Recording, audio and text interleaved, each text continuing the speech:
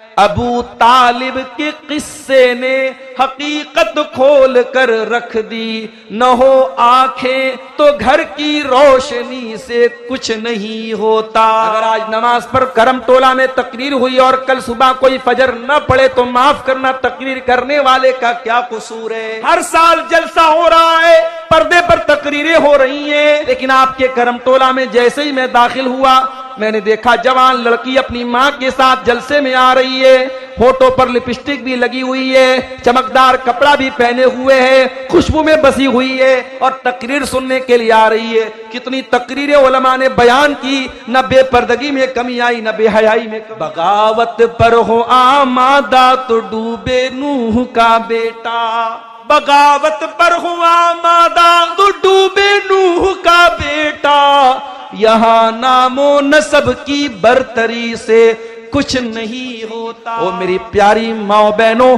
अपने दीन को बचा करके सुमैया ने जान दे दी। क्यों? क्योंकि सुमैया का अकीदा था जान दी हुई उसी की थी, हक तो ये है कि हक अदा न हुआ।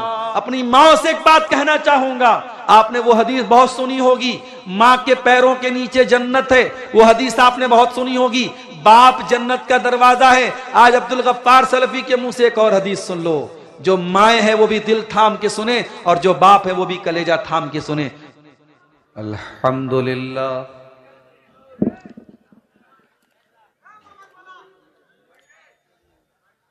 नहमदुहु व नस्तईनुहु व नस्तगफिरुह व नऊज़ु बिल्लाहि मिन शुरूरि अनफुसिना व मिन सय्यिआति अअमालिना।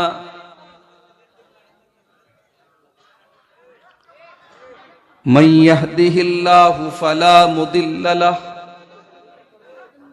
व मन युद्लिल फला हादिय लह।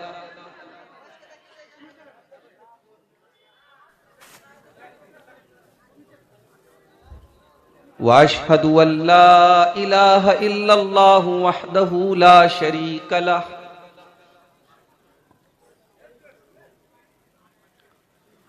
वाशहदु अन्ना मुहम्मदन अब्दुहु व रसूलुहु। या अय्युहल्लज़ीना आमनुत्तकुल्लाहा हक्क तुकातिही व ला तमूतुन्न इल्ला व अंतुम मुस्लिमून। या अय्युहन्नासुत्तकू रब्बकुमुल्लज़ी खलक़कुम मिन नफ्सिन वाहिदह व खलक़ मिन्हा ज़ौजहा व बत्त मिन्हुमा रिजालन कसीरन व निसाअ।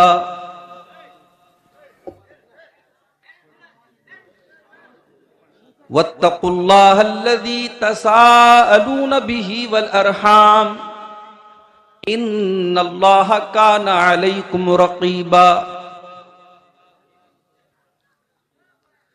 या अय्युहल्लज़ीना आमनुत्तकुल्लाहा व क़ूलू क़ौलन सदीदा युस्लिह लकुम अमालकुम व यग़फिर लकुम ज़ुनूबकुम व मन युतिइल्लाह व रसूलहु फ़क़द फ़ाज़ फ़ौज़न अज़ीमा।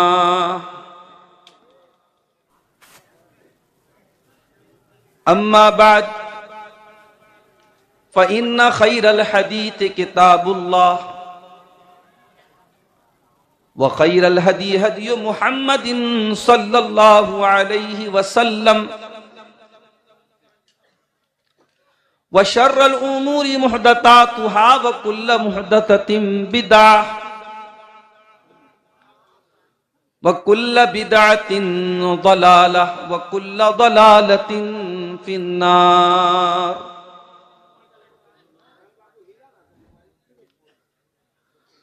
अऊज़ु बिल्लाहि मिनश शैतानिर रजीम।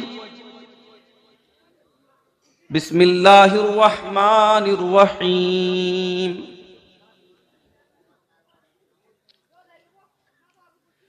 इन्नद्दीन इंदल्लाहिल इस्लाम। वक़ाल तआला फ़ी मक़ामिन आख़र इन्नहुम इन यज़हरू अलैकुम यरजुमुकुम औ युईदुकुम फी मिल्लतिहिम वलन तुफ्लिहू इदन अबदा।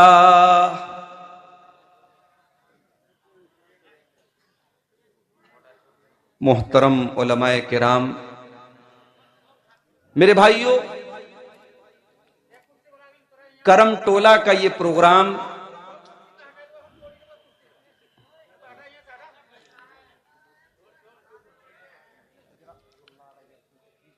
दो दिन का ये प्रोग्राम आप सुन रहे हैं। कल भी आपने उलमा के बयानात सुने, आज भी आपने बहुत अच्छी और बहुत अहम तकरीरें समाअत फरमाई। उत्तर प्रदेश की सरजमीन से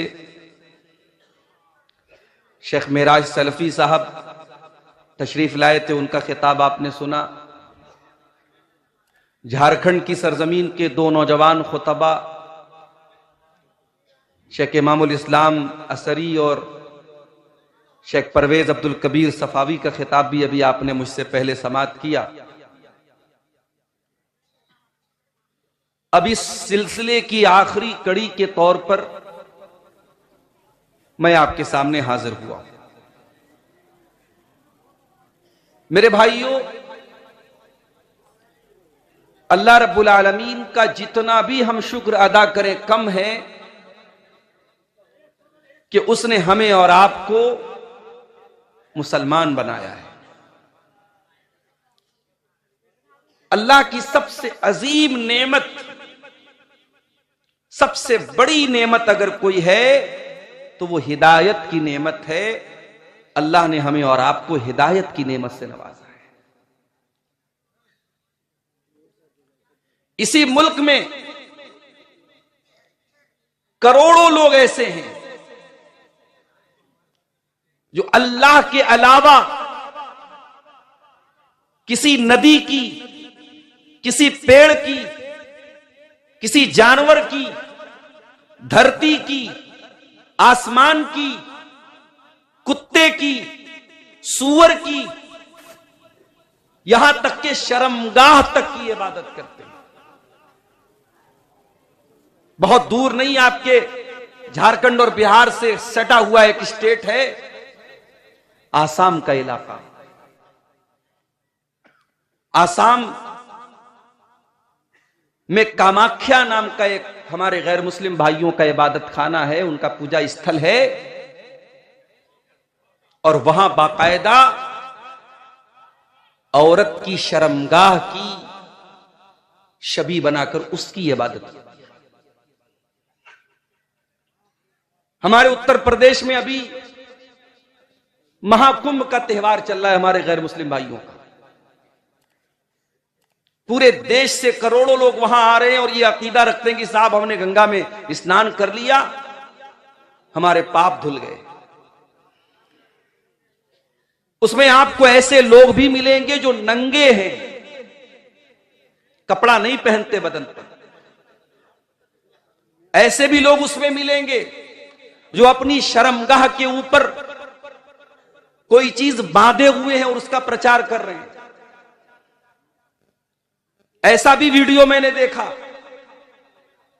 कि औरत आई और एक बाबा नंगे हैं, सर से पैर तक बिल्कुल नंगे, बदन पर एक कपड़ा नहीं। औरत आई, उनके आगे सजदा किया और उनकी शर्मगाह को छू करके आशीर्वाद किया।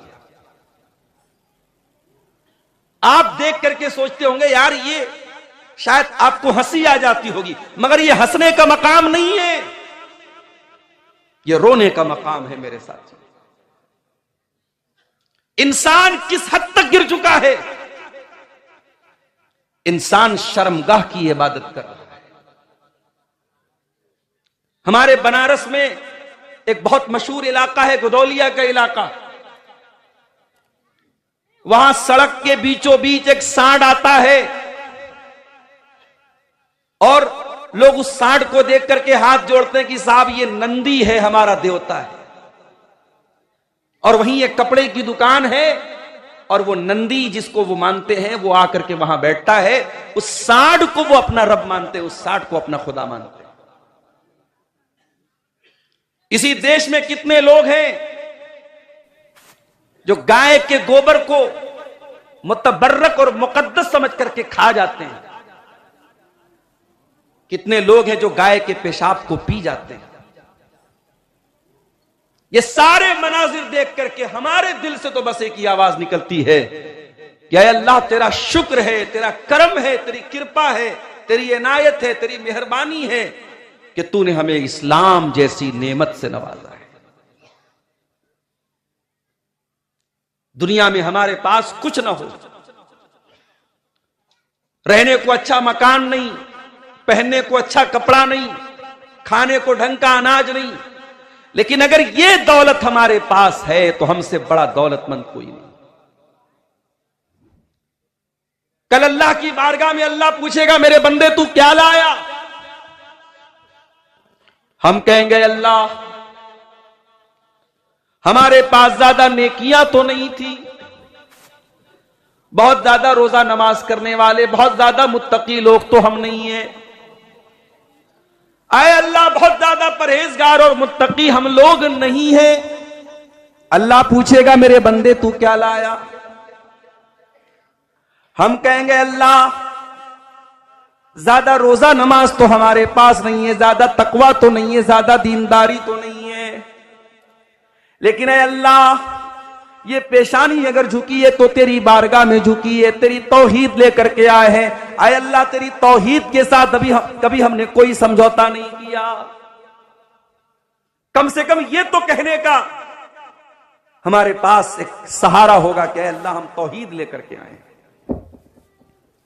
और ऐ मुसलमानों कान खोल करके सुन लो, तुम्हारे पास अगर तौहीद की दौलत है तो इससे बड़ी कोई दौलत नहीं है।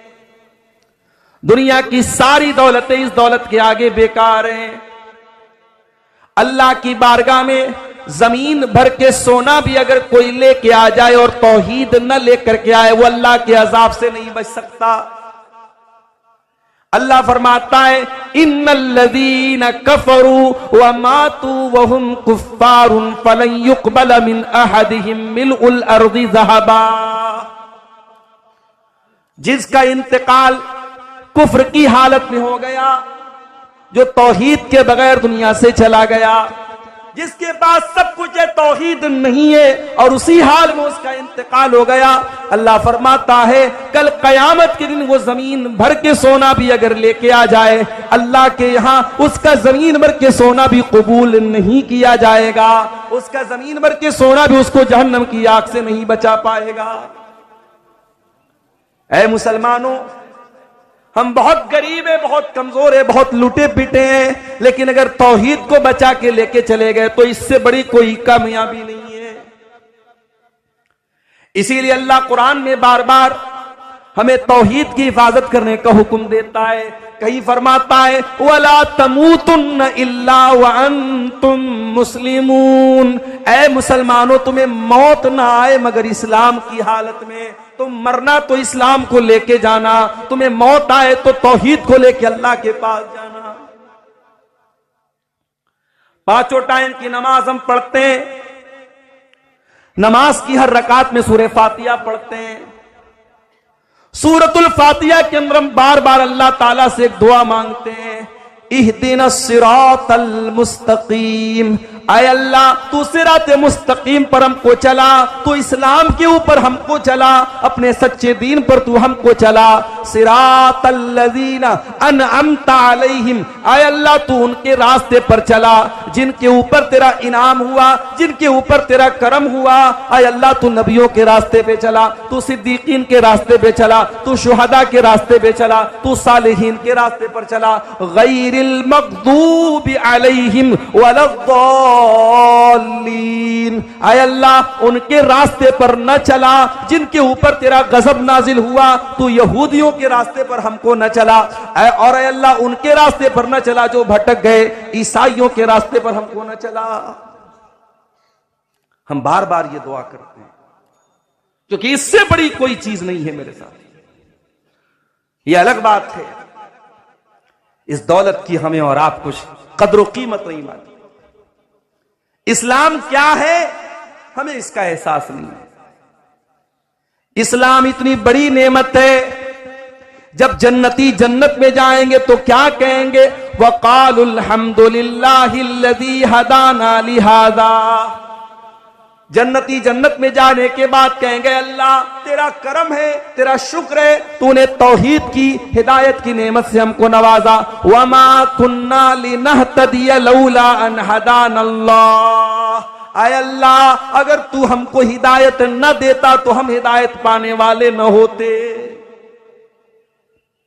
भाई अब्दुल गफ्फार साहब को क्या पता था कि मैं एक मुसलमान के घर में पैदा हो जाऊं।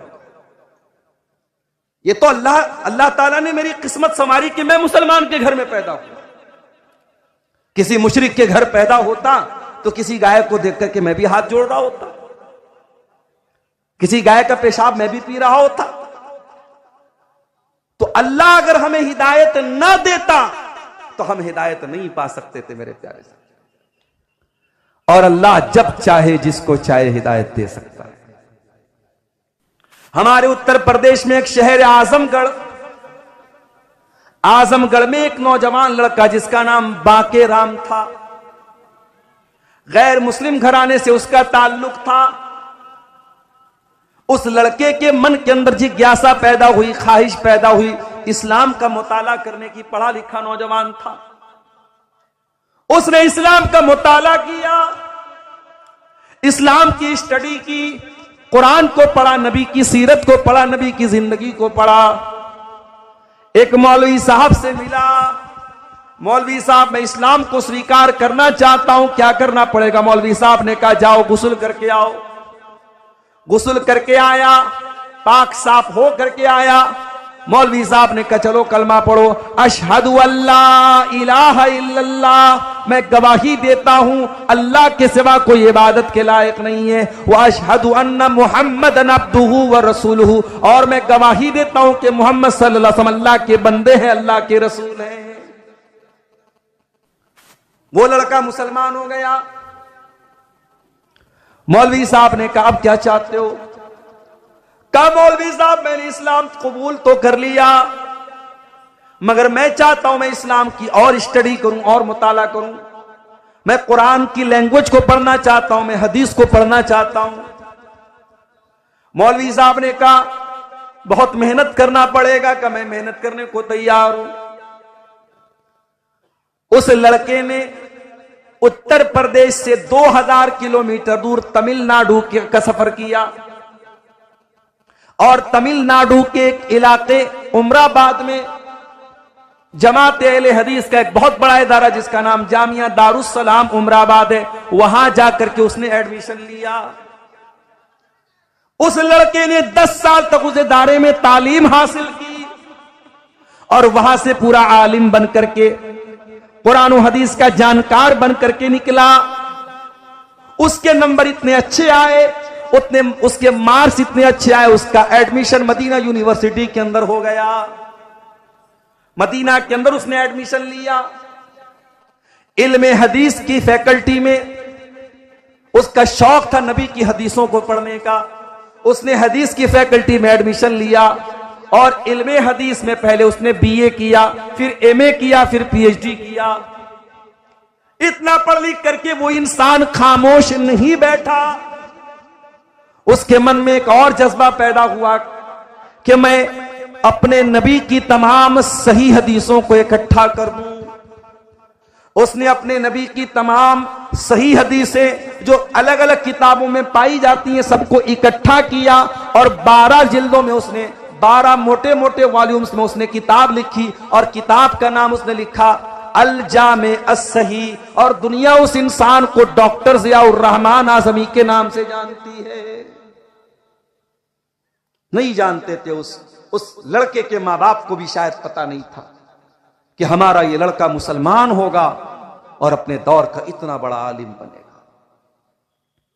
मेरे प्यारे साथियों, हिदायत अल्लाह के हाथ में है, हिदायत आलिम के हाथ में भी नहीं है। आलिम रास्ता बता सकता है, आलिम तबलीग कर सकता है, आलिम आपको सही रास्ता बता सकता है, मगर आपको हिदायत देना अल्लाह के इख्तियार में है। अल्लाह अपने नबी से कुरान में कहता है, इन्नका ला तहदी मन अहबब्ता वलाकिन्नल्लाह यहदी मन यशा। ऐ मेरे नबी, आप जिसको चाहे उसको हिदायत नहीं दे सकते, हिदायत तो अल्लाह के हाथ में, अल्लाह जिसको चाहता हिदायत देता है। नबी के चचा अबू तालिब बहुत प्यार करते थे नबी से, हर मुश्किल मौके पर नबी का साथ देते हैं। जब अबू तालिब के इंतकाल का टाइम आता है, अल्लाह के नबी चाहते मेरे चचा कलमा पढ़ लें। ओ लोगो, कितने खुश नसीब हैं वो लोग जिनके मां बाप मुसलमान हैं। मां के मरने के बाद कम से कम दुआ तो कर सकते हो, अल्लाह मेरी मां की बख्शिश कर दे। जरा कोई इब्राहिम अलैहिस्सलाम के कलेजे से जाके पूछे, वो अपने बाप के लिए मगफरत की दुआ भी नहीं कर सकते। हमारे प्यारे नबी अपनी मां की मगफरत की दुआ नहीं कर सकते थे। हमारे नबी ने भी अपनी मां की मगफरत की दुआ की इजाजत मांगी, अल्लाह ने कहा कि नहीं, इजाजत नहीं। अगर आपकी मां मुसलमान है, अगर आपका बाप मुसलमान है, मेरे प्यारे साथियों, ये बहुत बड़ी अल्लाह की नेमत है। इस नेमत की कदर करो मेरे प्यारे साथियों। अबू तालिब बाप की तरह नबी को पाला है। आज आखिरी टाइम है, इंतकाल का टाइम है। अल्लाह के प्यारे नबी अपने चचा के पास आते हैं, ऐ मेरे चचा, आपने मेरा बहुत साथ दिया है, आप मेरे सहारा बन के हमेशा खड़े रहे हैं। आज आपका आखिरी टाइम है। ऐ मेरे चचा, कुल ला इलाहा इल्लल्लाह, बस मेरी एक रिक्वेस्ट है, मान लीजिए। अपने भतीजे की एक बात मान लीजिए। ऐ चचा, ला इलाहा इल्लल्लाह पढ़ दीजिए। ऐ चचा, इस कलमे के जरिए मैं अल्लाह ताला के यहां आपके हक में लड़ाई लड़ूंगा और आप जन्नत में जाएंगे। बस ये कलमा पढ़ के आप दुनिया से चले जाइए। अबू तालिब सोच में पड़ गए, क्या करूं, भतीजा इतना बोल रहा है, पढ़ दूं क्या कलमा। वहीं पर अबू जहल बैठा था, वहीं पर अब्दुल्ला बिन उमैया बैठा था। उसने कहा, अबू तालिब खबरदार, मरने का टाइम है, जिंदगी भर अपने बाप दादा के तरीके को फॉलो करते रहे, मरने के टाइम कहीं बाप दादा से बगावत मत कर देना। ऐ अबू तालिब, अपने बाप दादा का तरीका न छोड़ के चले जाना, अपने बाप दादा के नाम पे कलंक मत लगने देना, अपने भतीजे की बात मत मानना, जो तेरे बाप दादा का धर्म है उसी धर्म पर कायम रहना। अबू तालिब ने कलमा नहीं पढ़ा। आखिरी जुमला जो अबू तालिब की जुबान से निकला, बुखारी और मुस्लिम की रिवायत है, अबू तालिब ये कह करके दुनिया से गए, अला मिल्लत अब्दुल मुत्तलिब, मैं अपने बाप अब्दुल मुत्तलिब के मजहब पर दुनिया से जा रहा हूं। इसीलिए उलमा कहते हैं कि सोहबत का बड़ा असर पड़ता है। अगर अबू तालिब के पास वो अबू जहल न बैठा होता, अब्दुल्ला बिन उमैया न बैठा होता, तो शायद अबू तालिब कलमा पढ़ लेते। मगर बुरी संगत और बुरे लोगों के साथ आप उठेंगे बैठेंगे तो उसका असर तो जरूर पड़ेगा आपके। हमारी बहुत सारी मुसलमान लड़कियां कॉलेजों में पढ़ती हैं और वो कॉलेज गर्ल्स कॉलेज होता है, वहां लड़के नहीं पढ़ते, सिर्फ लड़कियां पढ़ती हैं। मां बाप तो बड़े खुश हैं, चलो आज के दौर में हमारी लड़की कोई एजुकेशन में नहीं पढ़ रही है, लड़का लड़की साथ में पढ़ते तो बवाल होता, चलो लड़कियों के कॉलेज में पढ़ रही, हमारी लड़की सेफ है। माफ कीजिए, आपकी लड़की सेफ नहीं है। आपकी लड़की जिन लड़कियों के साथ पढ़ती है, आप तो बड़े दीनदार हैं, आप तो इस्लाम को फॉलो करने वाले हैं, लेकिन आपकी लड़की जिस कॉलेज में पढ़ती है वहां बहुत सारी ऐसी लड़कियां हैं जिनके 10-10 बॉयफ्रेंड हैं, जो रात रात भर लड़कियों से चैटिंग करती हैं, जो जिना करती हैं, जो बदकारी करती हैं। और आपकी लड़की जब ऐसी लड़कियों के साथ पढ़ेगी तो उनका असर आपकी बेटी के ऊपर भी पड़ेगा। सोहबत का असर पड़ता है मेरे प्यारे साथी। अबू तालिब के ऊपर सोबत का असर पड़ा, कलमा नहीं पढ़ सके, इंतकाल हो गया। और कुरान की आयत नाजिल हो गई, इन्नका ला तहदी मन अहबब्ता वलाकिन्नल्लाह यहदी मन यशा। ऐ मेरे नबी, आप जिसको चाहे उसको हिदायत नहीं मिलेगी, अल्लाह जिसको चाहेगा उसको हिदायत मिलेगी। हिदायत हमारे हाथ में नहीं है मेरे प्यारे साथियों। इसीलिए शायर कहता है, अबू तालिब के किस्से ने हकीकत खोल कर रख दी, न हो आंखें तो घर की रोशनी से कुछ नहीं होता। अगर आपकी आंखों में रोशनी ही नहीं है, आपके घर में बड़े बड़े बल्ब लगा दिए जाएं, बड़े बड़ी मरकरी लगा दी जाए, बड़े बड़े ट्यूबलाइट लगा दिए जाएं, अगर आपकी आंखों में रोशनी ही नहीं है तो लाइट का क्या फायदा है। मेरे प्यारे साथियों, अबू तालिब नबी के चचा होने के बावजूद, नबी के गार्जियन होने के बावजूद कलमा नहीं पढ़ पाए। एक और मिसाल दे दूं आपको, हजरत नूह अलैहिस्सलाम का नाम सुना है आपने? 950 साल तक, 950, 1000 में 50 साल कम, इतनी उम्र तक हजरत नूह अलैहिस्सलाम अल्लाह के दीन को फैलाते रहे। अगर आज नमाज पर करम टोला में तकरीर हुई और कल सुबह कोई फजर न पड़े तो माफ करना, तकरीर करने वाले का क्या कसूर है? हर साल जलसा हो रहा है, पर्दे पर तकरीरें हो रही हैं, लेकिन आपके करम टोला में जैसे ही मैं दाखिल हुआ, मैंने देखा जवान लड़की अपनी मां के साथ जलसे में आ रही है, होठों पर लिपस्टिक भी लगी हुई है, चमकदार कपड़ा भी पहने हुए है, खुशबू में बसी हुई है और तकरीर सुनने के लिए आ रही है। कितनी तकरीरें उलमा ने बयान की, न बेपर्दगी में कमी आई, न बेहयाई में कमी आई। अगर आप अमल नहीं करते हैं तो माफ करना मेरे प्यारे साथियों, इसमें तकरीर करने वालों का, बयान करने वालों का क्या कसूर है? नूह अलैहिस्सलाम 950 साल तक तबलीग करते रहे और थोड़े से लोग उनके ऊपर ईमान लाए। अल्लाह ने हुक्म दिया कि ऐ नूह, अब बस बहुत हो गया, वस्नइल फुल्का बिआयुनिना, ऐ नूह अलैहिस्सलाम हमारे हुक्म से कश्ती बनाओ। नूह अलैहिस्सलाम ने पूछा नहीं, अय अल्लाह कश्ती क्यों बनाओ, पानी तो नहीं है यहां पे। हजरत नूह अलैहिस्सलाम गंगा के किनारे थोड़ी रहते थे, उनको लाल बथानी से मनिहारियम को जाना हो तो हमें कश्ती का सहारा लेना पड़ता है, बीच में नदी है, वहां तो दूर दूर तक नदी नहीं थी। नूह अलैहिस्सलाम ने, अल्लाह ने हुक्म दिया कश्ती बनाओ। नूह अलैहिस्सलाम ने लॉजिक नहीं पूछी। आज हमारा नौजवान हर चीज की लॉजिक पूछता है।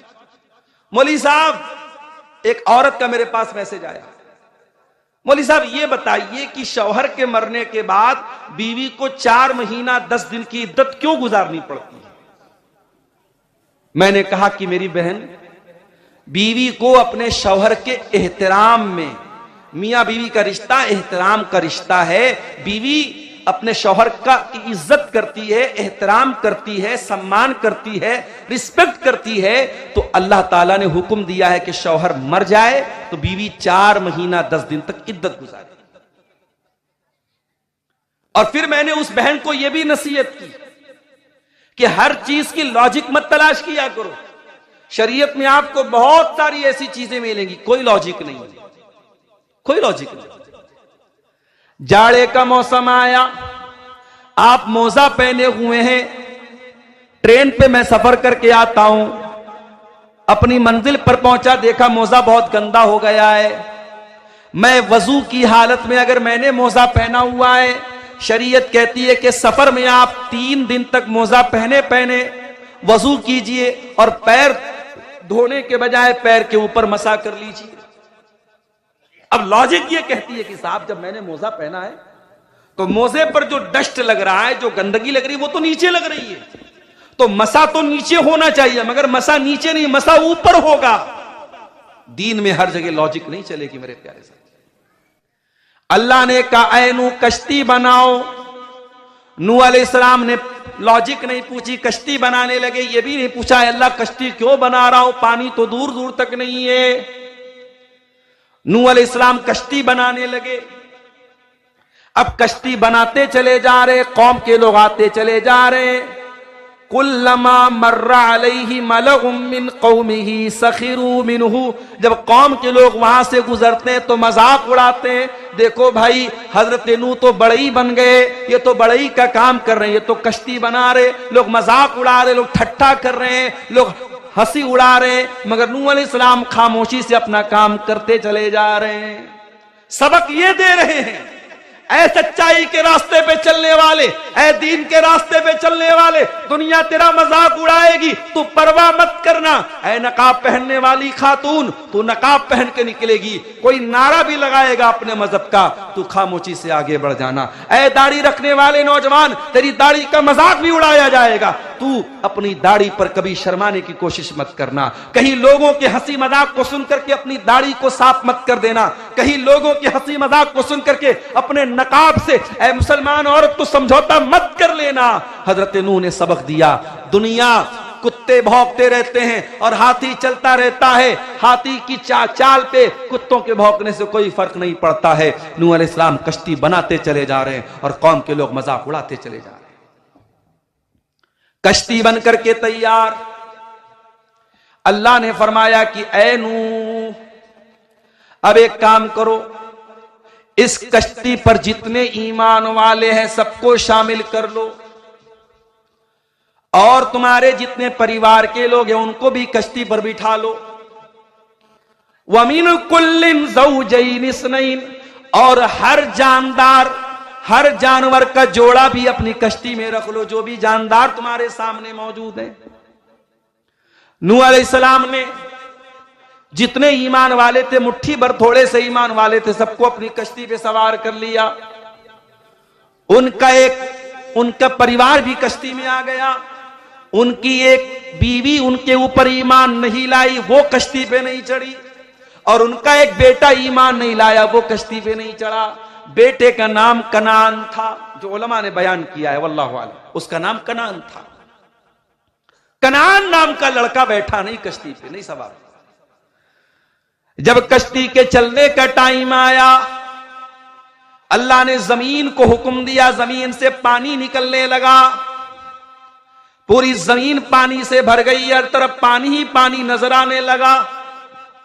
अगर आपको नूह अलैहिस्सलाम के तूफान का अंदाजा लगाना है तो यूट्यूब पे जाके देखना, जब सुनामी आई थी तब क्या हाल था। इंडोनेशिया के वो इलाके जहां बड़ी बड़ी बिल्डिंगें समुद्र के किनारे थी, ताश के पत्तों की तरह डह गई, गिर गई, उन इलाकों से जाके पूछ लेना और अंदाजा लगा लेना कि नूह अलैहिस्सलाम के जमाने में तूफान कैसा आया था। आज भी तूफान आता है तो इंसान की कोई बनाई नहीं बनती, इंसान की कोई ताकत काम नहीं आती। अरे तूफान तो बहुत बड़ी बात है, इतनी तरक्की कर गया हमारा देश भारत, आज भी बिहार के कुछ इलाकों में जब सैलाब आता है, जब बाढ़ आती है, तो नीतीश कुमार जी भी कुछ नहीं कर पाते। कटिहार के कई गांव के गांव डूब जाते हैं, पूरी बस्ती डूब जाती है। गांव के लोग जितने दिन सैलाब आता है अपना गांव छोड़ के कहीं और चले जाते हैं। इस सैलाब का, इस बाढ़ का भी हमारे पास कोई सॉल्यूशन नहीं है। इंसान अल्लाह तबारक व तआला की कुदरत के आगे इतना मजबूर है। इंसान कहता है आई एम सो पावरफुल, मैं बहुत शक्तिशाली हूं। अरे तू क्या शक्तिशाली है, तेरी औकात नहीं है। कितनी बीमारियां हैं, तेरे पास कोई इलाज नहीं है। इतनी मेडिकल साइंस तरक्की कर गई, कैंसर का अभी तक कोई कामयाब इलाज नहीं तलाश किया जा सका। जाओ मुंबई के टाटा कैंसर हॉस्पिटल में जाके देखो, हजारों लोग बेचारे जिंदगी और मौत की लड़ाई लड़ रहे हैं, अपने घर मकान खेत खलियान बेचकर लाखों का इलाज करा रहे। क्यों? मेरा जीवन बच जाए, मेरी जिंदगी बच जाए। इंसान अल्लाह की कुदरत के आगे मजबूर है मेरे प्यारे साथी। नूह अलैहिस्सलाम ने कश्ती पर सबको बिठा लिया, उनका एक लड़का कश्ती पर सवार नहीं हुआ। काला या बुनय्या इरकब माना वला तकुम मअल कौमिल काफिरीन, कहा है मेरे बच्चे जल्दी से कश्ती पे आ जा, काफिरों का साथ न दे, तू काफिरों के साथ डूबने वाला न बन, मेरी कश्ती में आ जा। काला सावी इला जबली यासिमुनी मिनल मा, बेटा कहने लगा, अब्बा जान मैं बहुत जीनियस हूं, अगर पानी आया, पानी का थपेड़ा आया, पानी की लहरें आई, अब्बा जान मैं पहाड़ के ऊपर चला जाऊंगा। अरे पानी कितना ऊंचा जाएगा, पहाड़ तक थोड़ी जाएगा, मैं पहाड़ पे चला जाऊंगा।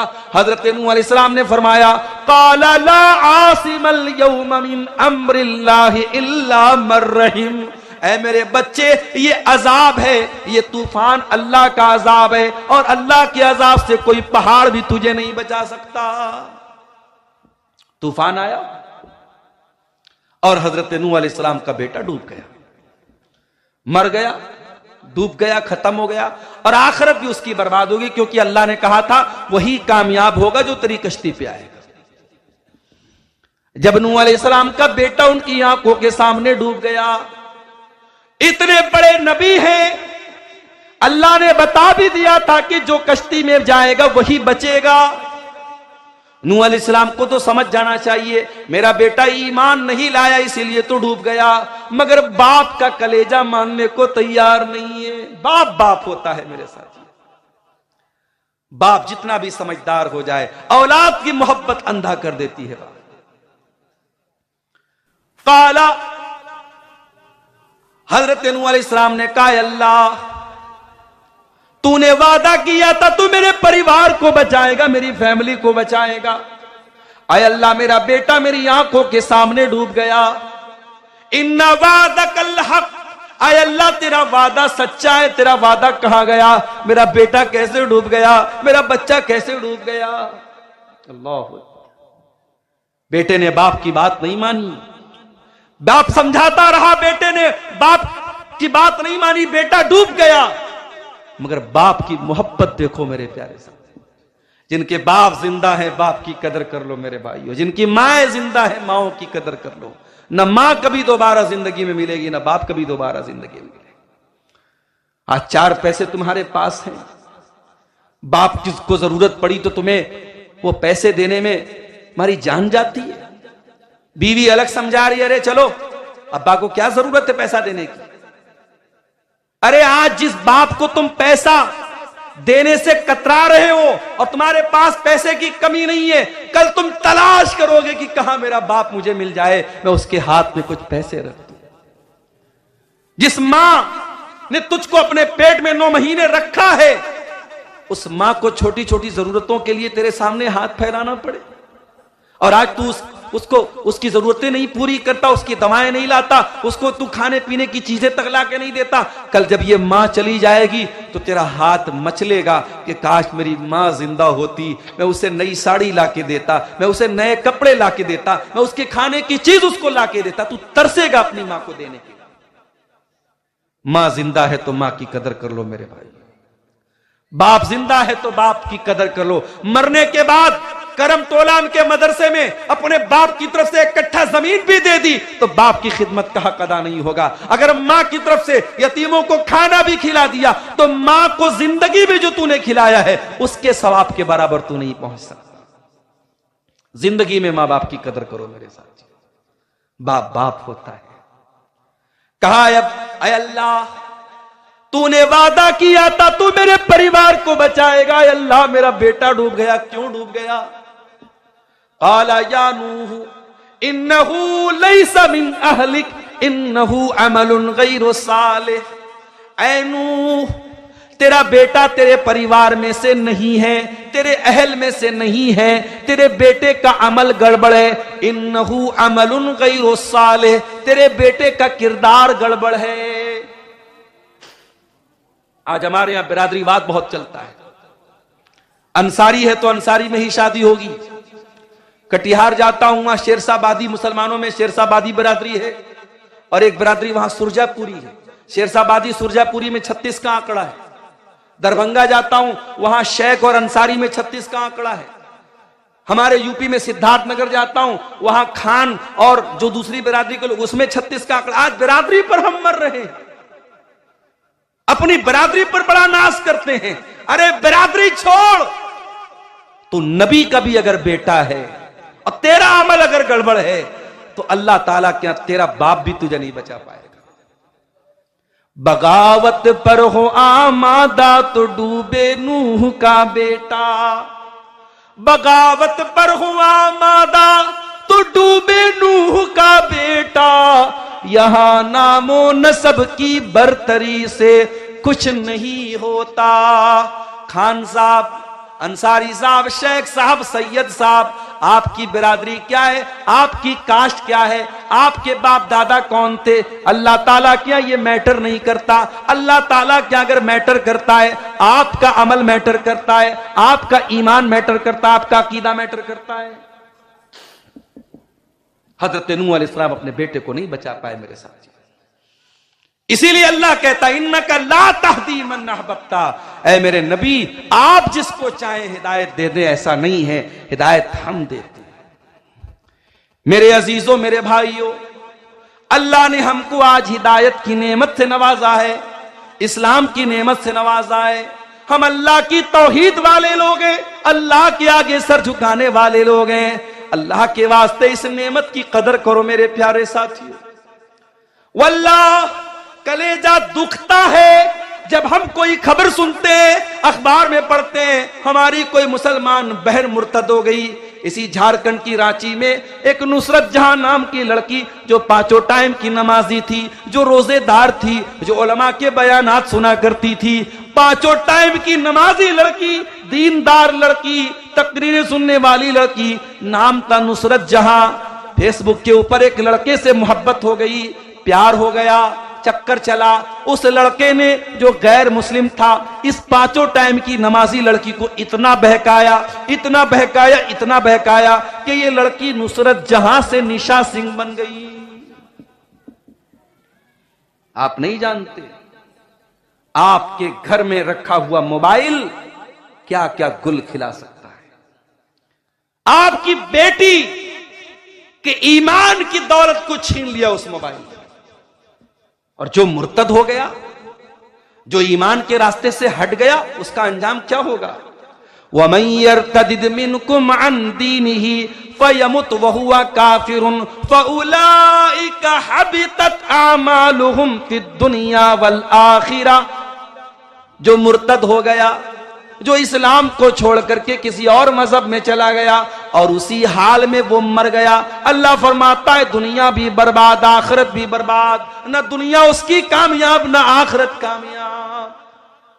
मेरे भाइयों, क्या ये सुनकर के हमारा कलेजा नहीं दुखता, हमारे दिल को तकलीफ नहीं पहुंचती कि आज हमारी मुसलमान बहनें आज मुर्तद हो जाती हैं, आज इस्लाम को छोड़ देती हैं। उनको कोई बताने वाला नहीं कि इस्लाम कितनी बड़ी नेमत है।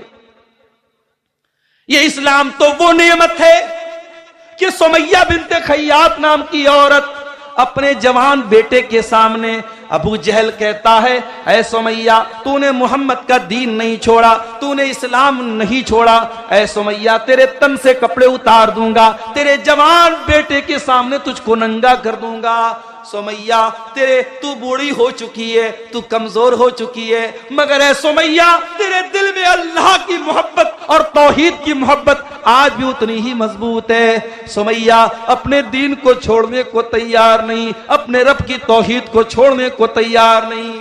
सुमैया के बदन से कपड़े उतार लिए गए। अल्लाह, यह मंजर भी देखना था, रूए जमीन को यह मंजर भी देखना था कि जवान बेटे के सामने उसकी मां को नंगा कर दिया गया। ये अजियत भी उस बूढ़ी ने गवारा कर लिया। इतने पर बस न किया अबू जहल ने कहा, है सुमैया अगर तूने इस्लाम नहीं छोड़ा मैं अभी तुझे कत्ल कर दूंगा। अबू जहल ने बर्ची उठाई और सुमैया की शर्मगाह के ऊपर दे मारा। सुमैया शहीद हो गई, अल्लाह की राह में पहला खून बहाने वाली खातून बन गई। ओ मेरी प्यारी माओ बहनों, अपने दीन को बचा करके सुमैया ने जान दे दी। क्यों? क्योंकि सुमैया का अकीदा था जान दी हुई उसी की थी, हक तो ये है कि हक अदा न हुआ। ये जान तो अल्लाह ने दी थी, अगर आज अल्लाह ने मांग ली तो मैं जान देने को तैयार हूं। सुमैया ने जान दे दी मगर ईमान का समझौता नहीं किया। इस ईमान की, इस दीन की कदर वो समझती थी मेरे प्यारे साथी। इस इस्लाम की कदर व कीमत कोई हजरत बिलाल से पूछे, बिलाल हमारी और आपकी तरह खूबसूरत तो नहीं थे, गोरे चट्टे तो नहीं थे, काले कलूटे थे, हबशा के गुलाम थे। बिलाल को उनका मालिक अरब के तपते हुए सहरा पे लेटाता था, सीने पर गरम पत्थर रखता था और बिलाल से कहता था, ए बिलाल, हम तुझे टॉर्चर करना छोड़ देंगे, तुझे तकलीफ पहुंचाना छोड़ देंगे। ए बिलाल, बस एक कंडीशन है, तू इस्लाम को छोड़ दे, तू मोहम्मद के दीन को छोड़ दे। बिलाल, तू इस्लाम को छोड़ दे, हम तुझे तकलीफ देना छोड़ देंगे। बिलाल के सीने की चर्बी पिघल रही है, मगर बिलाल की जबान से एक ही लफ्ज निकलता है, अहद अहद, मेरा अल्लाह एक है, मेरा रब एक है। उस रब की तौहीद के साथ मैं कोई समझौता करने को तैयार नहीं हूं। मेरे प्यारे साथियों, इस्लाम की कद्र कीमत कोई बिलाल से पूछे। इस्लाम की कद्र कीमत अगर पूछना है, कोई सुहैब रूमी से जाकर के पूछे। सुहैब रूमी रजी अल्लाह तआला अन्हु जब मक्का से मदीना जाने लगे, अपनी जिंदगी भर की सारी कमाई को साथ में लेके जा रहे हैं। मक्का के काफिरों ने पकड़ा, ऐ सुहैब कहां जा रहे हो? कहा मैं मदीना जा रहा हूं, अपने नबी के शहर जा रहा हूं। मक्का वालों ने कहा, ऐ सुहैब अपने साथ क्या लेके जा रहे हो? कहा अपना धन दौलत लेके जा रहा हूं, अपना रुपया पैसा लेके जा रहा हूं।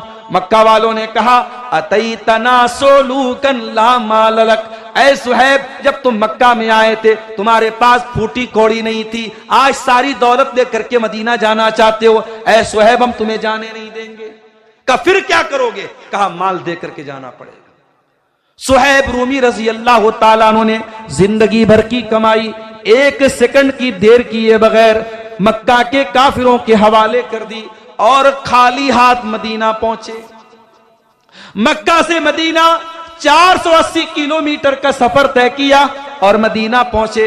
अल्लाह के प्यारे नबी फजर की नमाज पढ़ा रहे थे। सुहैब रूमी गए और नमाज में शामिल हो गए।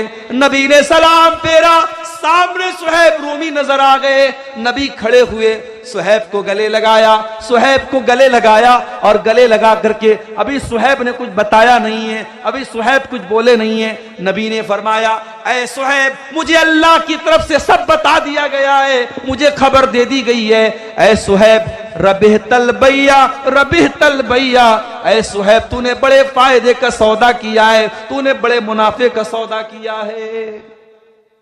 वो इस्लाम हमें मिला है मेरे प्यारे साथी, जिस इस्लाम को पाने के लिए सहाबा ने अपनी जानें दे दी, अपना सब कुछ कुर्बान कर दिया, वो फोकट में हमें मिला है, फ्री में मिला है। इसलिए हमें इस इस्लाम की कदर नहीं मालूम है मेरे प्यारे साथी। मेरे प्यारे अजीजों, अल्लाह कुरान के दूसरे पारे में कहता है, या अय्युहल्लज़ीना आमनू उदखुलू फिस्सिल्मि काफ़ा, ऐ ईमान वालो इस्लाम में पूरे के पूरे दाखिल हो जाओ। वला तत्तबिउ खुतवातिश शैतान, और ऐ ईमान वालो शैतान के रास्ते पर मत चलो, पूरे पूरे दाखिल हो जाओ। आज हम पूरे पूरे दाखिल नहीं है, माफ कीजिए। ओ मेरी प्यारी माँ बहनों, बहुत तकरीरें सुनने का जज्बा आपके अंदर है, अपने घर बार को छोड़ करके जलसे में आई हो, पिंडाल में आई हो। अगर आप तकरीर तो सुनती हो, कुरान तो सुनती हो, नबी की हदीसों को तो सुनती हो, लेकिन अगर आप इस्लाम की बात नहीं मानती हो, पर्दा नहीं करती हो, हया नहीं करती हो, शौहर की बात नहीं मानती हो, अपनी इज्जत का ख्याल नहीं करती हो, तो माफ करना मेरी बहनों, आप इस्लाम में पूरी की पूरी दाखिल नहीं है। अल्लाह कह रहा है, उदखुलू फिस्सिल्मि काफ़ा, इस्लाम में पूरे के पूरे दाखिल हो जाओ। नबी के जमाने में एक औरत आती है, अल्लाह के नबी के पास जब औरतें आती थी बैत करने के लिए, अल्लाह के नबी पर्दे के इस पार होते थे, उस पार औरतें होती थी। वो औरत बैत कर रही है, अल्लाह के नबी के ऊपर बैत कर रही है, नबी पर्दे के इस पार, औरत इस पार है। अल्लाह के नबी कहते चलो बैत करो, अल्लाह के साथ शिर्क नहीं करोगी। कहती है मैं वादा करती हूं अल्लाह के साथ शिर्क नहीं करूंगी। फिर नबी कहते हैं वला यसरिकना, चोरी नहीं करोगी। कहती है मैं चोरी नहीं करूंगी। फिर नबी फरमाते वला यज़नीना, ज़िना नहीं करोगी। जब ज़िना का नाम सुना, उस लड़की ने, उस औरत ने जल्दी से अपने सर पे हाथ रख लिया और कहा, क्या अल्लाह के नबी, क्या कोई इज्जतदार औरत ये काम भी कर सकती है? हजरत आयशा कहती हैं, अल्लाह के नबी को जब पता चला कि जिना का नाम सुन करके उस औरत ने जल्दी से अपने चेहरे पर, अपने सर पर हाथ रख लिया और कहा कि क्या कोई इज्जतदार औरत जिना भी कर सकती है? नबी को उस औरत की ये अदा बहुत पसंद आई कि वो औरत इतनी इज्जतदार औरत है, इतनी पाक दामन औरत है कि जिना का लफ्ज सुन करके उसने कहा कि नहीं, एक इज्जतदार औरत तो ये काम नहीं कर सकती है। आज हालात इतने बुरे हैं मेरे प्यारे साथियों, आज पाक दामन मर्दों और औरतों को तलाश करना मुश्किल हो रहा है। बदकारी इतनी फैल रही है, जिनाकारी इतनी फैल रही है, हराम रिश्ते इतने पनप रहे हैं कि आज पाक दामनी को तलाश करना मुश्किल हो रहा है। मैं मर्दों से भी कहूंगा, मैं अपनी माँ बहनों से भी कहूंगा, उदखुलू फिस्सिल्मि काफा, इस्लाम में पूरे के पूरे दाखिल हो जाओ। अपनी शर्मगाह की हिफाजत करो, अपनी इज्जत की हिफाजत करो। अल्लाह के प्यारे नबी फरमाते हैं, मैं यज़मल्ली मा बैना लिह्यैहि व मा बैना रिजलैहि अज़मन लहुल जन्ना। दो चीजों की गारंटी दे दो, एक जबान की गारंटी दे दो, एक शर्मगाह की गारंटी दे दो, मैं तुम्हें जन्नत की गारंटी देता हूं। अल्लाह के प्यारे नबी यहां तक फरमाते हैं कि हर इंसान के मुकद्दर में जिना का हिस्सा लिखा हुआ है। आंखों से गंदी चीज को देखना आंखों का जिना है, जबान से गंदी बातें निकालना जबान का जिना है, कानों से गंदी चीजों को सुनना ये कानों का जिना है, हाथों से गलत चीजों को टच करना ये हाथों का जिना है, और पैर से गलत चीज की तरफ चल के जाना ये पैर का जिना है। यानी हर इंसान, कोई हाथ का जिना कर रहा है, कोई पैर का कर रहा है, कोई आंखों का कर रहा है। अल्लाह के नबी ने फरमाया, इब्ने आदम के मुकद्दर में जितना लिखा है उतना वो जिना कर रहा है। और जब इंसान अपनी आंखों की हिफाजत नहीं करता, हाथों की हिफाजत नहीं करता, कानों की हिफाजत नहीं करता, तो अल्लाह के नबी कहते हैं, वल कल्बु यहवा व यतमन्ना, फिर दिल में गंदे ख्यालात पैदा होते हैं, गंदी ख्वाहिशात पैदा होती है, और फिर शर्मगाह उसकी तस्दीक करती है या उसको झुटला देती है। यानी अगर आपने अपने आप को आंखों के जिना से नहीं बचाया, कानों के जिना से नहीं बचाया, जबान के जिना से नहीं बचाया, तो असल जिना से बचाना भी मुश्किल हो जाएगा। मेरे नौजवान भाइयों, आज सबके हाथ में मोबाइल है, सबके हाथ में सोशल मीडिया है, सबके हाथ में इंटरनेट है। आज नबी की इस हदीस को समझने की जरूरत है। और मैं फिर वही आयत पढ़ता हूं, उदखुलू फिस्सिल्मि काफा, इस्लाम में पूरे के पूरे दाखिल हो जाओ। और आगे बढ़िए, शादी ब्याह को देख लीजिए, चाहे आपके झारखंड के इस इलाके की अंसारी समाज के लोग हों, चाहे आप बंगाल में चले जाएं, बंगाल को देख लीजिए, आप बिहार चले जाएं, बिहार में शेरशाबादी बरादरी के लोगों को देख लीजिए। शादी ब्याह में बहुत सारी हराम चीजें आज हमारे समाज में चल रही हैं। ये जहेज चल रहा है, कहीं बारात चल रही है, कहीं बाकायदा लड़की वालों से बाकायदा लंबी चौड़ी डिमांड की जा रही है। हमारे एक साथी हैं, हमारे साथ टीचर हैं, बिहार के रहने वाले हैं, 8-9 लड़कियां हैं उनकी, बेचारे पूरी उम्र उनकी गुजर, अभी रिटायर होने वाले 2-3 साल में, अभी भी कई लड़कियों की शादी बाकी है। एक लड़की का रिश्ता लगा, अगले दिन मदरसे में आए, मैंने कहा मास्टर साहब मुबारक हो, आपकी बेटी का रिश्ता लग रहा है।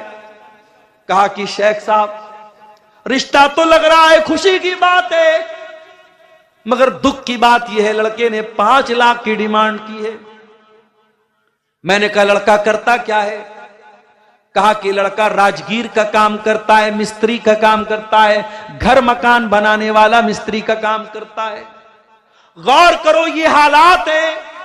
वो तो मास्टर साहब थे, सरकारी टीचर थे, उनको चलो उनके पास कहीं ना कहीं से पैसे का इंतजाम था। जिस गरीब के पास इंतजाम नहीं है वो बेचारा अपना खेत बेचकर, अपनी जमीन बेचकर, बैंक से कर्जा ले लेके अपनी लड़कियों की शादी कर रहा है। ओ लोगों, कब तुम्हारी आंखें खुलेगी, कब होश आएगा?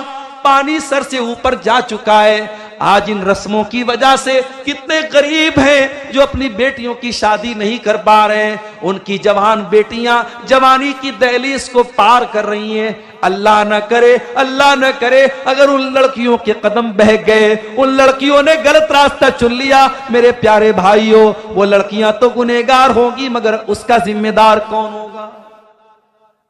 जिम्मेदार कौन होगा? बड़ी अच्छी पहल अभी बनारस से हुई है। बनारस में अंसारी समाज में एक तंजीम चलती है, बुनकर बिरादराना तंजीम उसको बोलते हैं। उस तंजीम ने अभी एक ऐलान किया है कि कोई जहेज नहीं लिया जाएगा। 4-5 छोटे छोटे बर्तन बाप अपनी खुशी से लड़की को देगा, कोई जहेज नहीं दिया जाएगा। शादी के मौके पर सिर्फ 5 जोड़ा कपड़ा दिया जाएगा, उससे ज्यादा नहीं। बारात नहीं जाएगी। शादी में वलीमा में भी एक तरह का खाना होगा, एक से ज्यादा नहीं। हालांकि अभी ये सारी मीटिंग हुई है, सारा कानून पास हुआ है, अमल हो तो बड़ी बात है, लेकिन ये मीटिंग होना और इस तरीके का कानून बनना ये भी बहुत बड़ी बात है। मैं स्वागत करता हूं इस तरीके की पहल का, और मैं चाहता हूं कि बनारस से निकलने वाली ये आवाज आपके झारखंड, गोड्डा, साहेबगंज और आपके इस इलाके में भी उस पर अमल हो, और यहां भी हमारे जो चाहे अंसारी समाज के लोग या और दूसरी बिरादरी के लोग हों, अपने शादी ब्याह को मेरे साथियों आसान करो। या अय्युहल्लज़ीना आमनु दुखुलू फिस्सिल्मि काफ़ा, ऐ ईमान वालो इस्लाम में पूरे के पूरे दाखिल हो जाओ।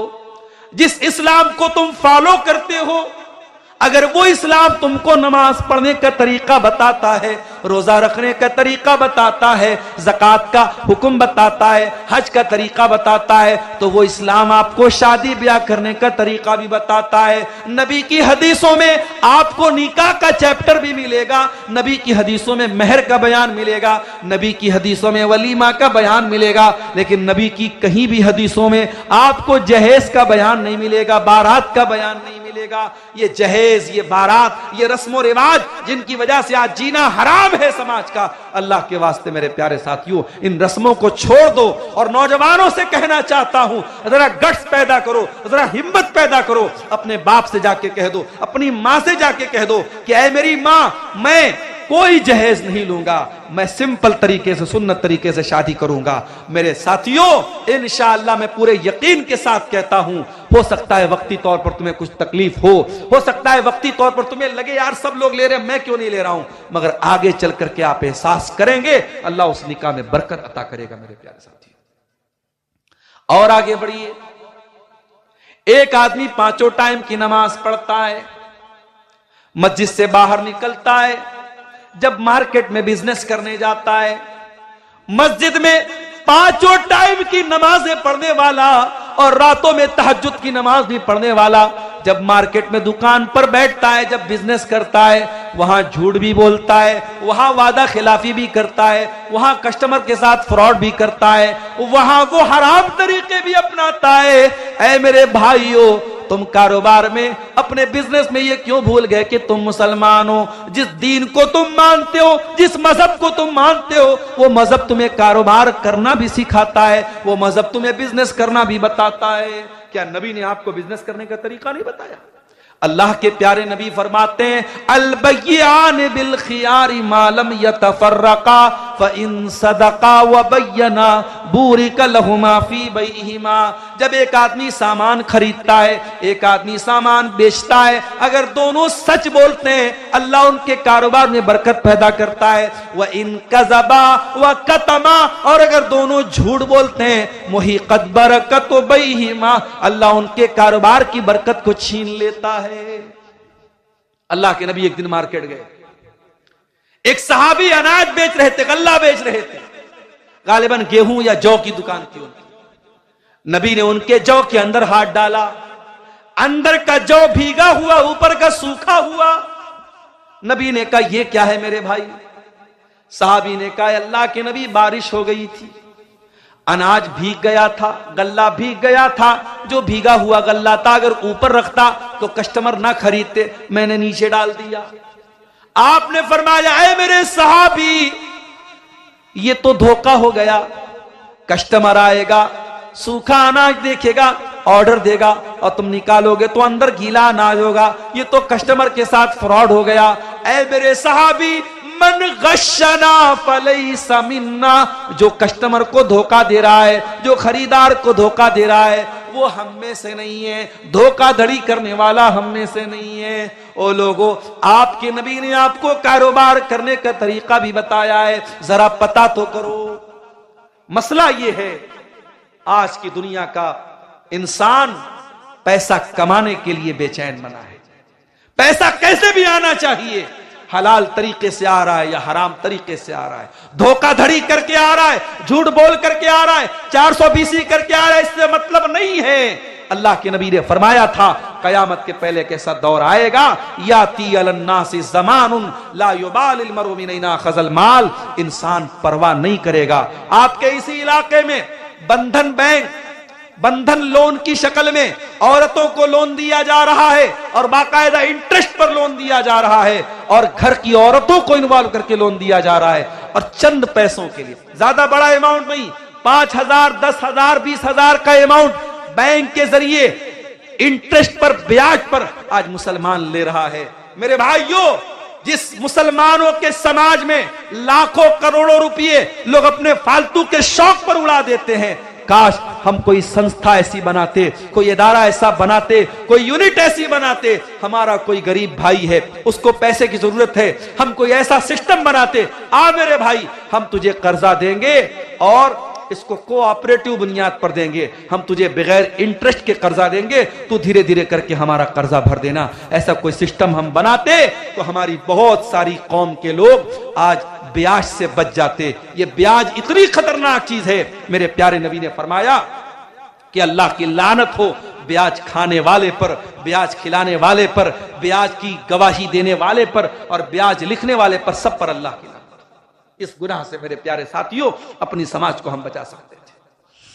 और आगे बढ़िए, आजकल हमारा नौजवान सट्टेबाजी कर रहा है, जुआ खेल रहा है, ड्रीम 11 के जरिए, ऑनलाइन एप्स के जरिए। पहले लोग जुआ खेलते थे ताश के पत्तों के जरिए, आज जमाना तरक्की कर गया, मोबाइल पर गेम खेल के आज जुआ खेला जा रहा है। एविएटर एक गेम आता है, कैसीनो एक गेम आता है, बहुत सारे गेम आते हैं, उसमें जुआ चल रहा है। और हमारा नौजवान अपनी गाढ़ी कमाई को जुआ में लगा रहा है, सोचता है रातों रात अमीर बन जाएगा। मेरे नौजवानों, अल्लाह के वास्ते ये शॉर्टकट मत अपनाओ पैसा कमाने के, पैसा कमाने का प्रॉपर तरीका अपनाओ, बहुत दौलत मिलेगी इंशाअल्लाह, बहुत बरकत देगा अल्लाह ताला। इसी भारत की सरजमीन पर हमारे सामने बहुत सारी मिसालें मौजूद हैं। चाहे रतन टाटा की जिंदगी आप उठा के देख लें, जो टाटा कंपनी के मालिक थे, अभी हाल में उनका इंतकाल हुआ। चाहे विप्रो कंपनी के असीम प्रेम जी की जिंदगी को आप पढ़ लें, चाहे रिलायंस कंपनी के फाउंडर धीरूभाई अंबानी की जिंदगी पढ़ लें, ये जितने बड़े बड़े कारोबारी हैं, इनकी जिंदगियों को आप उठा के देखें, इन्होंने ग्राउंड से शुरुआत की थी, जमीन से शुरुआत की थी, किसी छोटे बिजनेस से शुरुआत की थी, मेहनत करते रहे, ईमानदारी से लगे रहे, अपने दिमाग का सही इस्तेमाल करते रहे और अपने कारोबार को बहुत आगे लेकर के गए। मेरे प्यारे साथियों, आप हलाल तरीके से बहुत पैसा कमा सकते हो, हराम तरीके से कमा करके अपनी आखिरत को बर्बाद मत करो मेरे प्यारे साथियों। और आगे बढ़िए, उदखुलू फिस्सिल्मी काफा, इस्लाम में पूरे के पूरे दाखिल हो जाओ। हमने ये समझा नमाज पढ़ लिया बस हो गए मुसलमान, मुसलमान के घर में पैदा हुए, खतना करा लिया, सर पे टोपी लगा लिया, लुंगी पहनने लगे, हो गए मुसलमान। नहीं मेरे प्यारे साथियों, इस्लाम पूरी जिंदगी, पूरी लाइफ स्टाइल का नाम है। इस्लाम इस पर भी लागू होता है, आप अपनी बीवी के लिए शौहर कैसे हैं, आप अपने बच्चों के लिए बाप कैसे हैं, आप अपने पड़ोसी के लिए पड़ोसी कैसे हैं।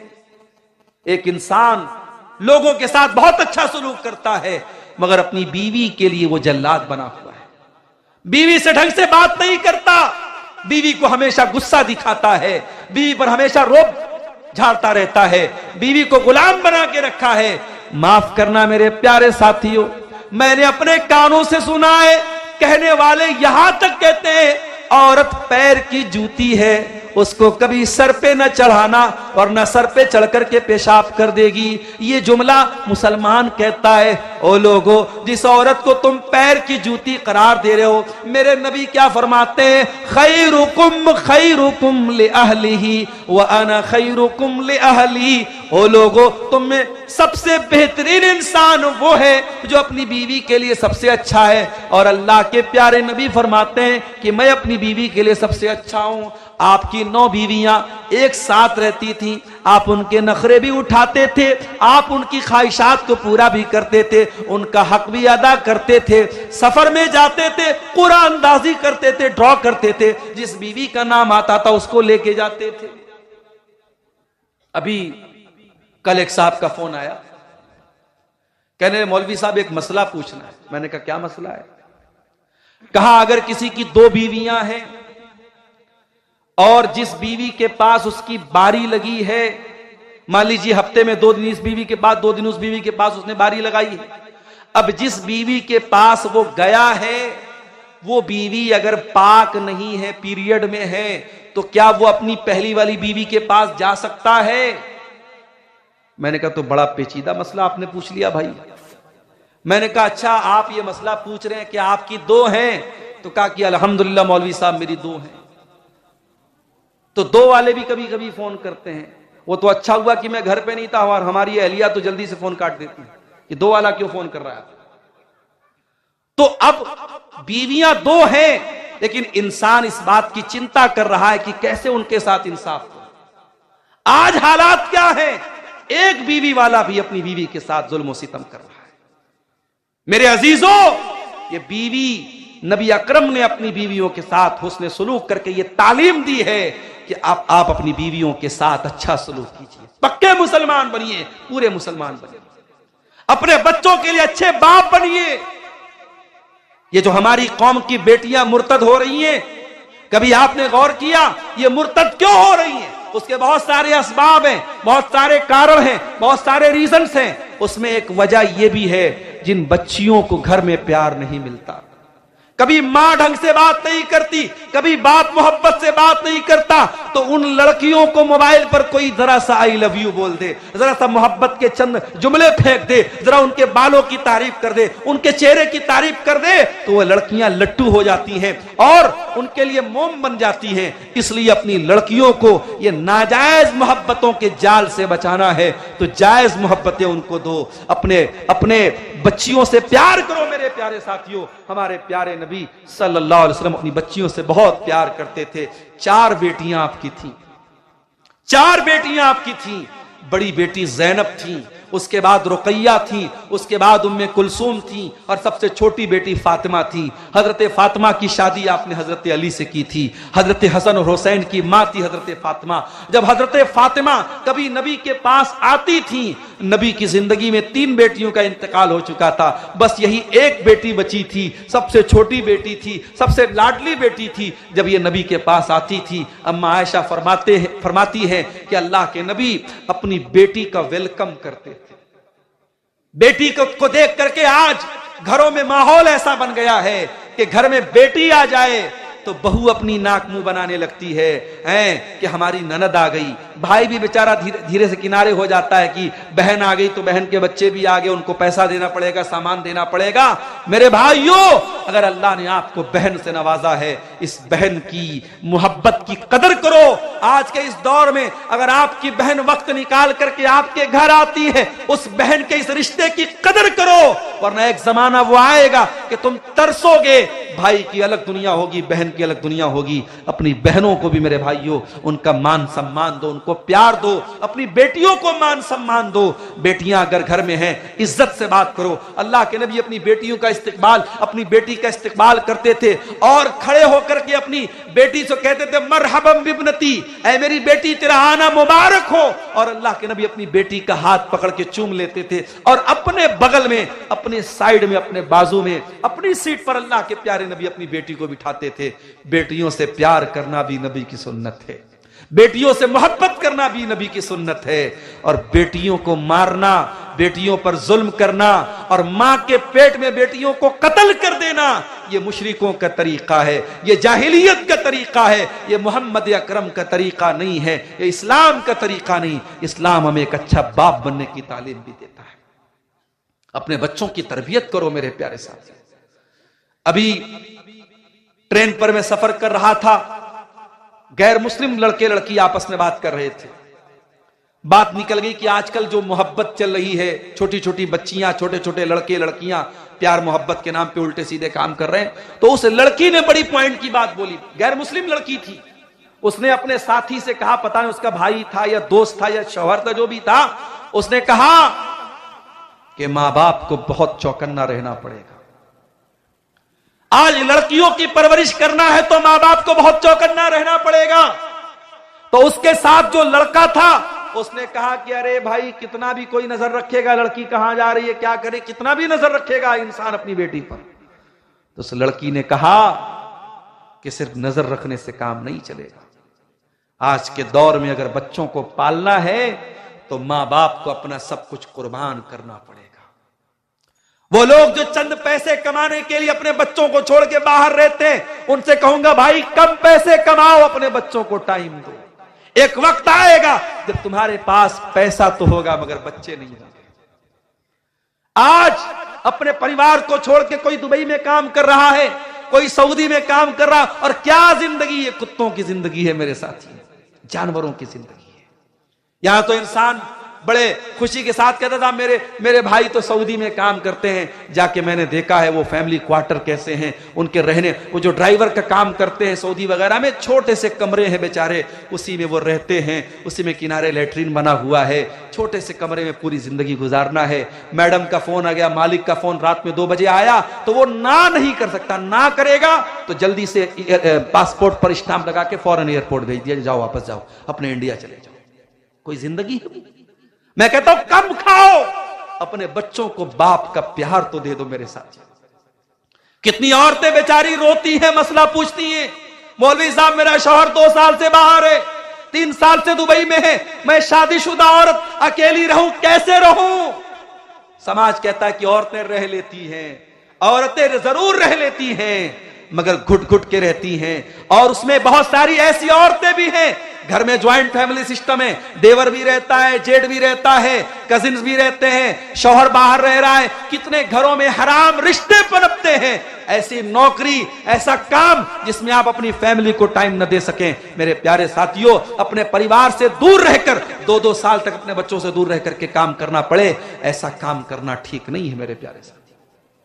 और इसीलिए मैं तकरीरों में यह बात कहता हूं कि हमारे मदरसों में जो मौलवी लोग पढ़ाते हैं, असातिज़ा जो पढ़ाते हैं, उन असातिज़ा के लिए, उन मुअल्लिमीन के लिए भी फैमिली क्वार्टर का इंतजाम होना चाहिए।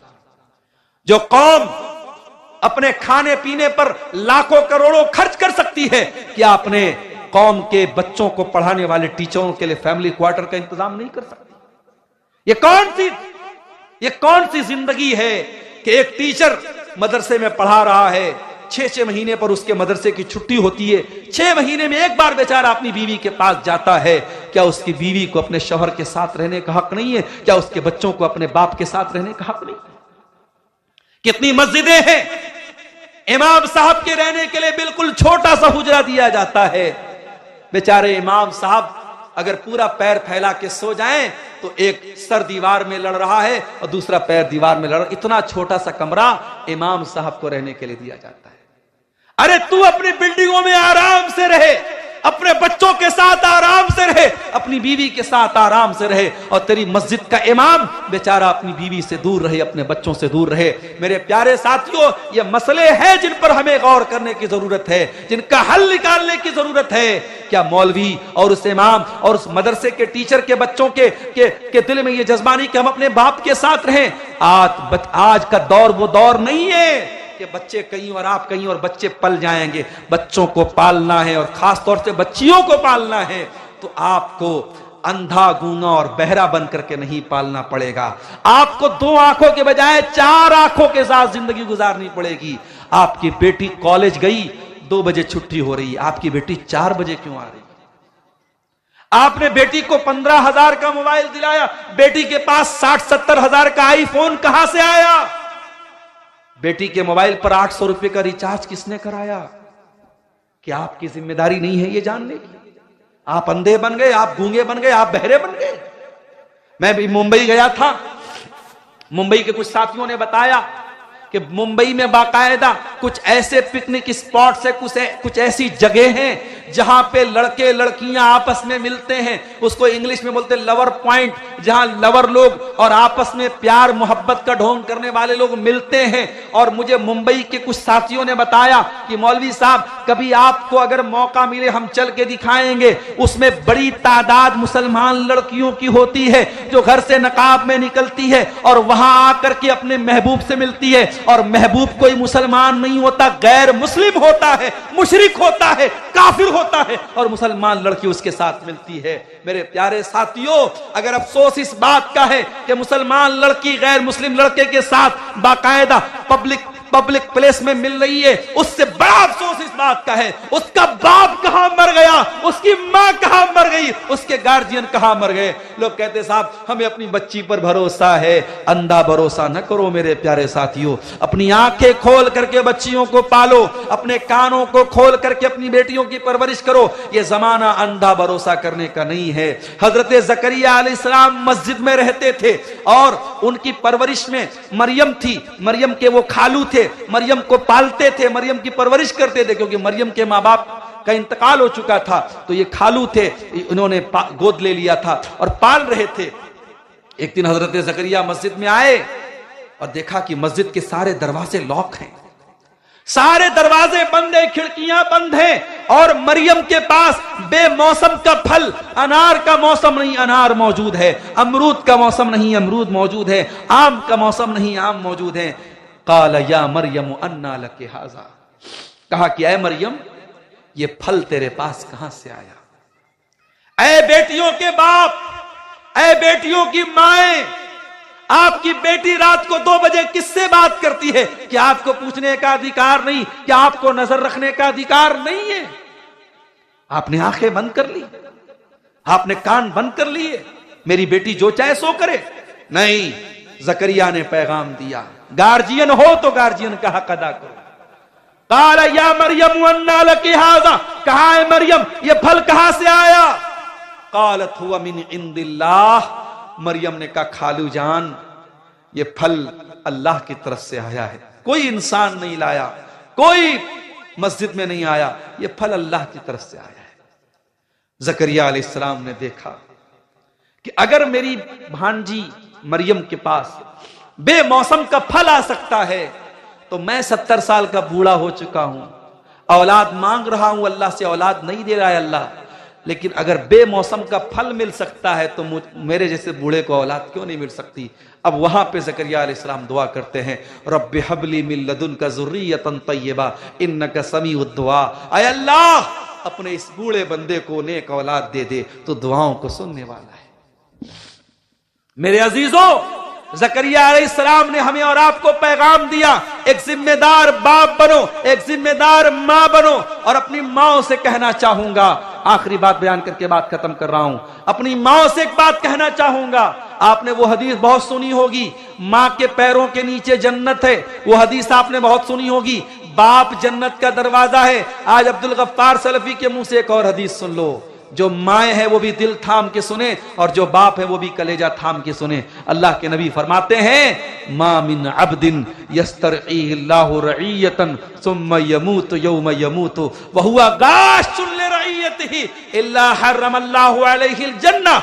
अल्लाह के नबी फरमाते हैं सल्लल्लाहु अलैहि वसल्लम कि अगर अल्लाह ताला ने आपके कंधे पर कोई जिम्मेदारी डाली है, आपके कंधे पर कोई जिम्मेदारी डाली, ओ जमीयत के ओहदे के हासिल करने के लिए लड़ने वालों, ओ मस्जिद का मुतवल्ली बनने के लिए लड़ने वालों, ओ मदरसे का नाजिम बनने के लिए लड़ने वालों, आओ जरा नबी की हदीस सुन लो।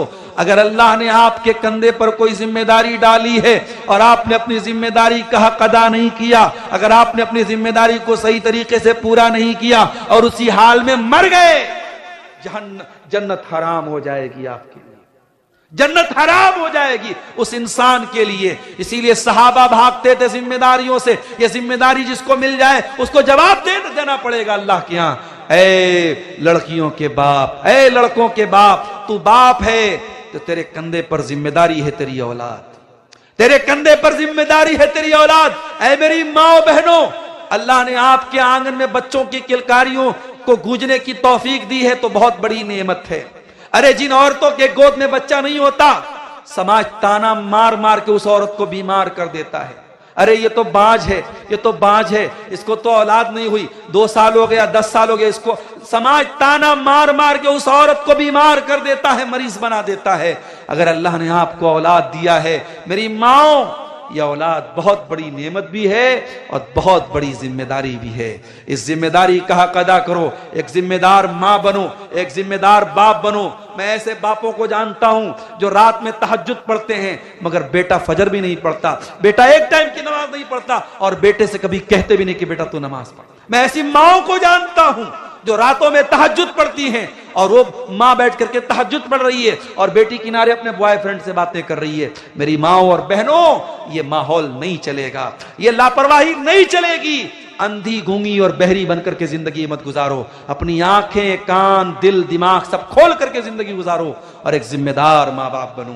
ये चंद बातें थी मेरे प्यारे साथियों, इस हवाले से कि हम इस्लाम में पूरे के पूरे दाखिल